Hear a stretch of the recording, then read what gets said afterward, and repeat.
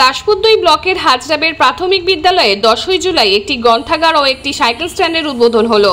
এই cycle stand নির্মাণ করতে এবং গ্রন্থাগার নির্মাণ করতে খরচ খরচা বহন করেছেন গ্রামের প্রাক্তন ছাত্রছাত্রীরা এবং বিদ্যালয়ের শিক্ষকরা। গ্রন্থাগারের নাম দেওয়া হয়েছে ডক্টর এপিজে আব্দুল কালাম গ্রন্থাগার। দাসপুর-2 পঞ্চায়েত সমিতির শিক্ষা কর্মাধ্যক্ষ সুভাষ মণ্ডল ডক্টর এপিজে আব্দুল কালাম গ্রন্থাগারের উদ্বোধন করেন এবং সাইকেল স্ট্যান্ডের উদ্বোধন করেন হাজরাবের প্রাথমিক বিদ্যালয়ের প্রাক্তন 2 ছাত্র প্রবণ মণ্ডল ও পলাশ শাসমল। গ্রন্থাগার এবং সাইকেল স্ট্যান্ডের জন্য আনুমানিক খরচ হয়েছে যথাক্রমে 13,000 টাকা এবং 25,000 টাকা। গ্রন্থাগারে আপাতত মোট বই রয়েছে প্রায় 365টি।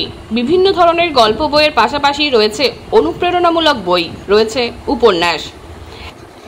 ওই স্কুলের সহকারী শিক্ষক সৌম্য মান্না বলেন, সরকারি বইয়ের পাশাপাশি রয়েছে বিদ্যালয়ের তরফ থেকে দেওয়া কিছু বই।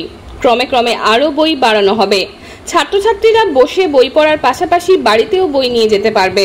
গ্রামবাসীরাও খুশি স্কুলের ভূমিকায়।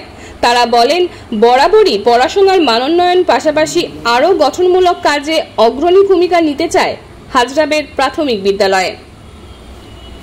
শ্রীকান্ত ভূঁইয়ার রিপোর্ট, আমি সৌমিনাক দত্ত, স্থানীয় সংবাদ।